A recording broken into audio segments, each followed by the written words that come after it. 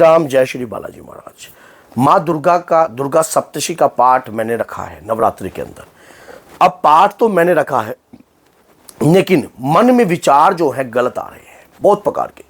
पाठ करते करते और नवरात्रि के अंदर अगर इस प्रकार के विचार आ रहे हैं, क्यों आ रहे हैं ऐसे विचार? मान लो नवरात्रि का जो पावन अवसर चल रहा है, गुप्त नवरात्रि का चल रहा है या नवरात्रि का चल रहा है, अगर आपके साथ भी ऐसे सिम्टम्स उत्पन्न होते हैं तो किस ओर ये इशारा लेके रहे हैं?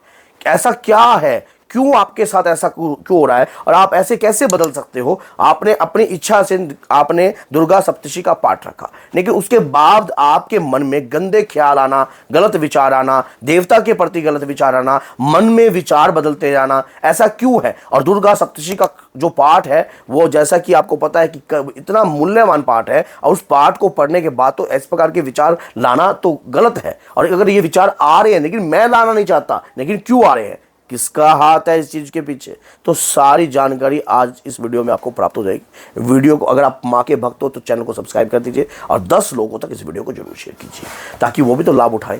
जब कभी भी हम नवरात्रि हो, चाहे गुप्त नवरात्रि हो, या कभी भी कोई पावन अवसर हो, या हम दुर्गा सप्तशी का कभी भी हम पाठ करते हैं या पूजा पाठ हम कभी भी कर रहे होते हैं, अगर गलत विचार हमारे मन में देवता के प्रति आने लग जाएं, देव शक्ति के प्रति आने लग जाएं, और पूजा पाठ करते वक्त विचार आने लग जाएं, तो क्या शक्ति है वो जो हम जिस शक्ति की हम तो आराधना कर रहे हैं, और अगर हमारे मन में ऐसे विचार उत्पन्न हो रहे हैं तो ये तो बहुत बड़ा पाप कर रहे हैं, ये तो बहुत बड़ा पाप हो रहा है। हम देवता के प्रति ऐसे विचार तो रख नहीं सकते कभी भी, और पूजा पाठ करने के बाद तो ये विचार हमारे अंदर आना तो सोचना भी बहुत बड़ी बात है, और आ रहे हैं तो ये क्यों आ रहे हैं?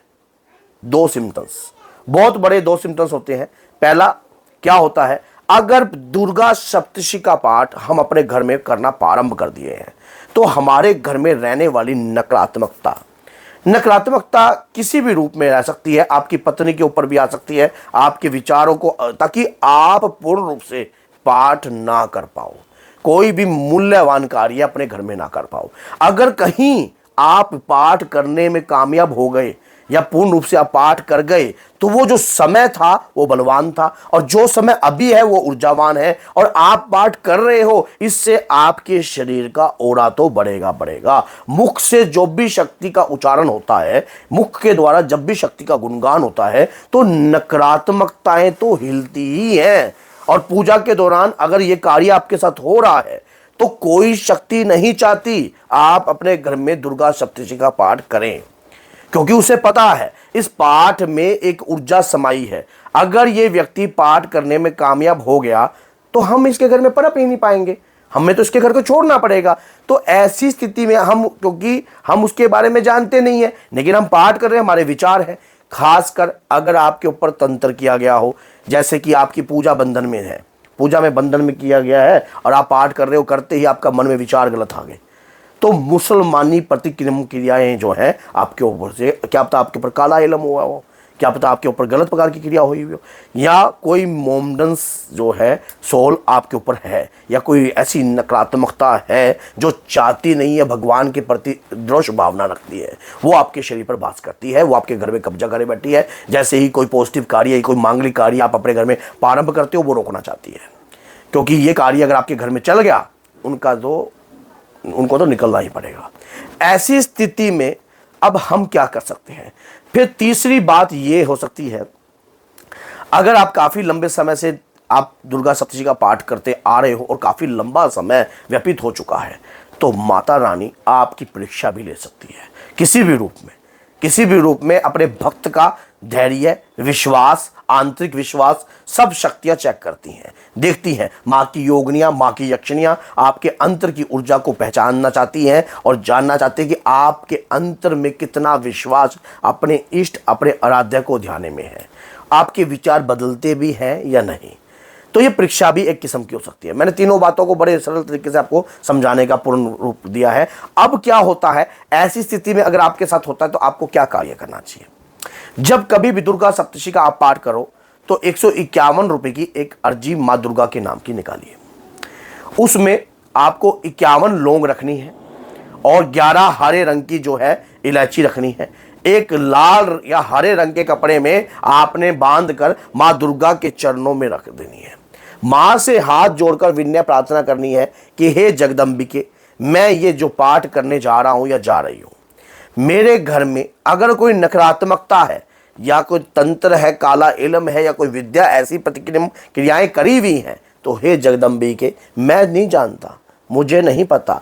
आपकी जो कृपा है, आपकी जो शक्तियां हैं, मेरी रक्षा करें और मैं इस पाठ में सफल हो जाऊं, ऐसी मेरी अर्जी है, स्वीकार कीजिए। कहते कि जब अर्जी हमारी तो मर्जी देवता की, ऐसी अर्जी लगेगी वैसे ही हनुमान जी की कृपा आपके ऊपर आएगी, क्योंकि अर्जी लगते ही माँ के प्रथम सेनापति आपके पास आएंगे। और फिर उसके बाद गणपति जी महाराज का ध्यान कर कर पाठ को आप कीजिए। विघ्न हरण मंगल करण गौरी सुत गणराज, मैं लियो शरण आपकी रखियो मारी लाज।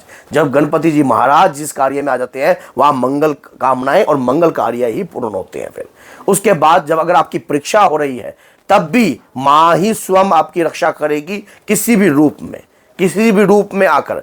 एकमात्र 151 की अर्जी, 51 लौंग और 11 हरी इलायची से जब आपका कार्य पूर्ण हो जाए और आप अखंड पाठ कर रहे हो या नवरात्रि के 9 दिन का पाठ कर रहे हो या लगातार 41 या 21 दिन का पाठ कर रहे हो, तो आप उसके बाद आपको जो भी कार्य आप कर रहे हो, गौशाला